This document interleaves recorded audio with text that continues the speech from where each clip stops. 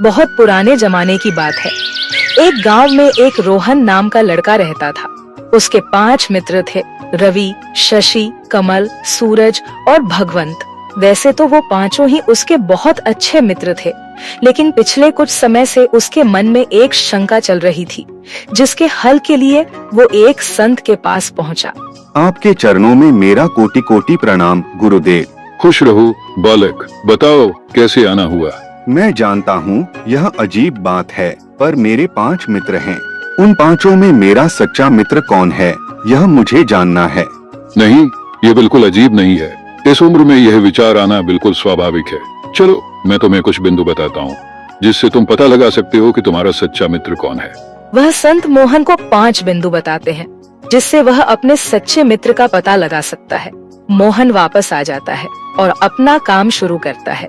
उसने एक लड़के को बुलाया और उससे कहा कि वो उसके दोस्तों के बीच एक झूठ फैलाए। लड़के ने जाकर उन सबसे कहा कि रोहन अपने पिता के पैसे चुराता है।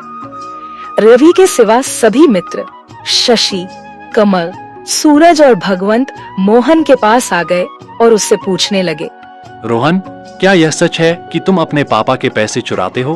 बुरा मत मानना, लेकिन एक लड़के ने हम सबसे ऐसा कहा है। हम तुम्हारे बारे में गलत नहीं सोचना चाहते, इसलिए सीधे तुमसे पूछने चले आए। हाँ रोहन, बताओ, ये झूठ है ना? हाँ, ऐसा कुछ नहीं है। ये जिसने भी कहा है सरासर झूठ है।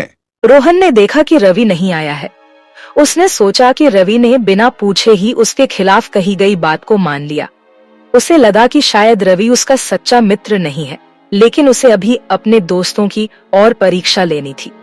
एक दिन वह अपने 5 दोस्तों के साथ नदी के पास खेलने गया। उसे तैरना आता था, लेकिन वो उनकी परीक्षा लेने के लिए अचानक नदी में गिरकर डूबने का नाटक करने लगा। चलो आज पता चलता है कि कौन मेरा सच्चा मित्र है। बचाओ बचाओ।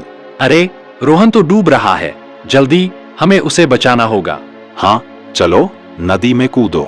रवि, कमल, सूरज और भगवंत सभी नदी में कूद पड़े और रोहन को बचाने की कोशिश करने लगे, लेकिन शशि ने नदी में कूदने की कोई कोशिश नहीं की। शशि क्यों नहीं आ रहा? क्या उसे मेरी परवाह नहीं है?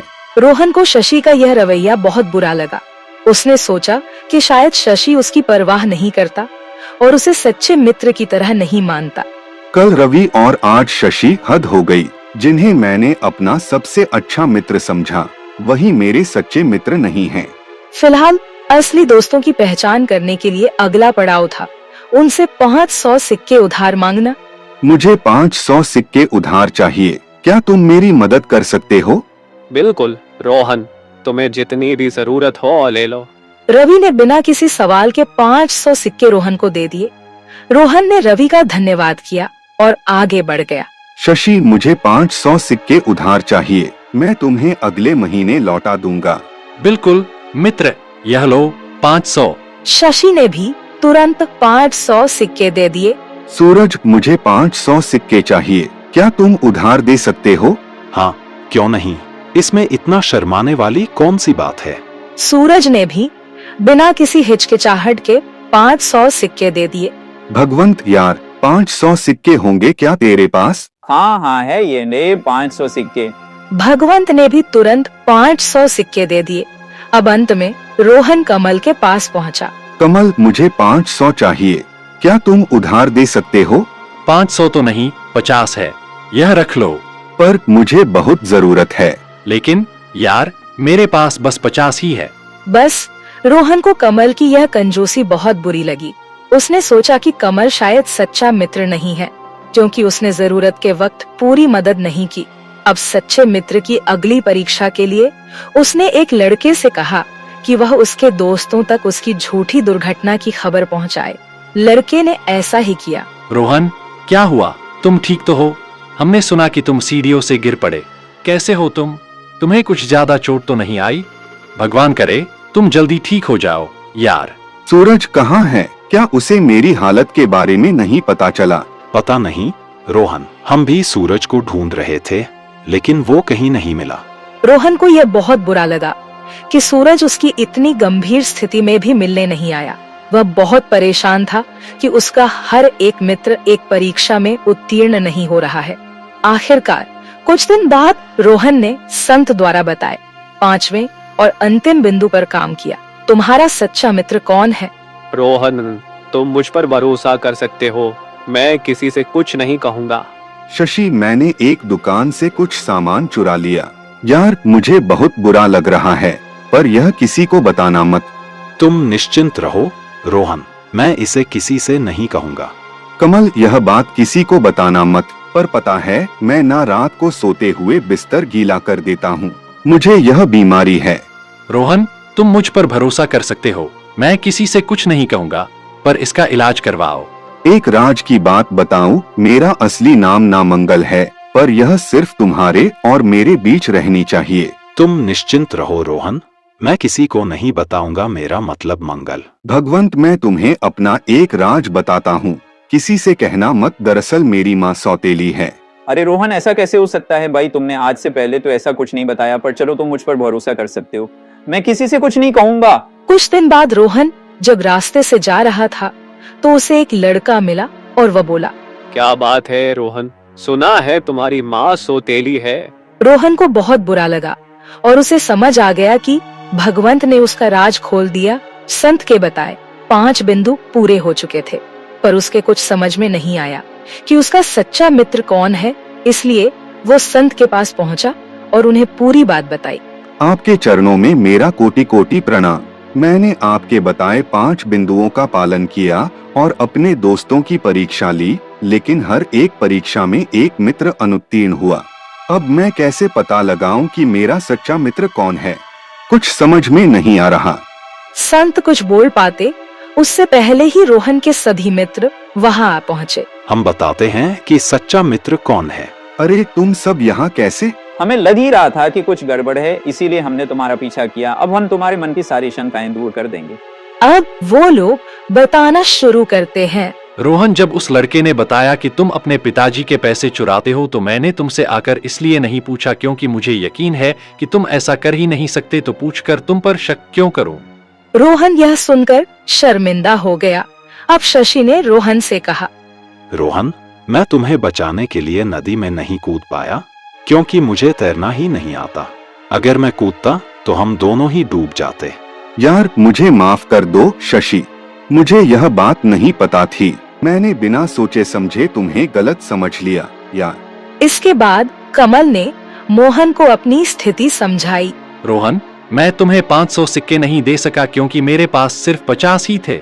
यह सब अमीर हैं, पर मैं गरीब हूँ यार। इन्होंने अपनी संपत्ति का एक छोटा हिस्सा दिया, लेकिन मैंने तो अपनी पूरी पूंजी दे दी। अब मुझे माफ कर दो कमल, ये बात तो मुझे पता होनी चाहिए थी।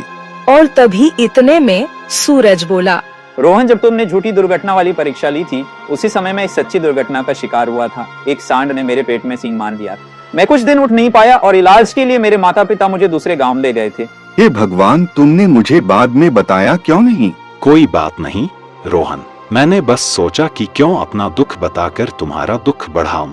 रोहन ने सूरज से माफी मांगी और तभी भगवंत एक लड़के को सामने लाया। रोहन, ये वही लड़का है जिसने तुम्हारा राज सुना था। मुझे माफ कर दो यार, मैंने भगवंत और तुम्हारी बातें गलती से सुन ली थी। भगवंत ने मुझे कुछ नहीं बताया था। अपने हिस्से की सच्चाई बताकर रोहन के सभी मित्र अपनी नाराजगी जाहिर करने लगे। रोहन, क्या तुम्हें हम पर भरोसा नहीं था? तुमने हमारी मित्रता पर शक क्यों किया? क्या तुमने कभी सोचा कि हमारे पास भी अपनी अपनी समस्याएं हो सकती हैं? मैंने तैरना नहीं सीखा तो क्या मैं मित्रता के लायक नहीं हूँ? मैंने अपनी पूरी पूंजी तुम्हें दे दी, फिर भी तुम्हें मेरी नियत पर शक हुआ। वह मैं घायल था और दूसरे गांव में था, फिर भी तुमने मेरे बारे में गलत सोचा। तुम कुछ सकारात्मक भी सोच सकते थे। तुमने मेरे ऊपर भी शक किया, कम से कम पूछ तो लेते कि क्या मैंने वह बात बताई है। रोहन कुछ नहीं बोल पाया। उसकी आंखों में शर्मिंदगी और पछतावे के आंसू थे। देखो रोहन, यह सभी तुम्हारे सच्चे मित्र हैं। कोई भी इंसान उत्तम नहीं होता, तुम भी नहीं। वो इंसान के जीवन में मुश्किलें आती रहती है, जिनकी वजह से वो हर समय हर कसौटी पर खरा नहीं उतर पाता। सच्ची मित्रता का मतलब सिर्फ कसौटों पर खरा उतरना नहीं होता, आज ये सब अपनी परिस्थितियां तुम्हें समझाने आए हैं। यही निशानी है कि यह तुम्हारे सच्चे मित्र हैं और तुम्हारी शर्मिंदगी इस बात का सबूत है कि तुम इनके सच्चे मित्र हो। रोहन ने अपनी गलती का एहसास करते हुए अपने दोस्तों से माफी मांगी। मुझे माफ कर दो दोस्तों, मैंने तुम सबकी सच्ची मित्रता पर शक किया और तुम्हें गलत समझा। मैं बहुत शर्मिंदा हूँ यार। कोई बात नहीं रोहन, हम सब गलतियां करते हैं। सच्ची मित्रता में समझ और माफी दोनों होनी चाहिए। साधु महाराज की बात बिल्कुल सही है। कोई भी व्यक्ति उत्तम श्रेणी का नहीं होता, सबसे कभी ना कभी गलती हो जाया करती है या फिर परिस्थितियां ऐसी होती है कि इंसान साथ नहीं दे पाता। हमें एक दूसरे को माफ कर देना चाहिए। हम तुम्हें माफ करते हैं। रोहन और तुम हमें माफ कर दो। मित्रता का मतलब ही एक दूसरे पर विश्वास करना है। हमारी मित्रता पहले से भी मजबूत हो गई है। अब सब कुछ भूल जाओ, जो हो गया सो हो गया। रोहन को अपनी गलती का एहसास हुआ और उसने सच्ची मित्रता का मतलब समझा। सभी मित्र हंसते हुए एक दूसरे के साथ समय बिताने लगे। उनकी मित्रता अब पहले से भी ज्यादा मजबूत और गहरी हो गई थी।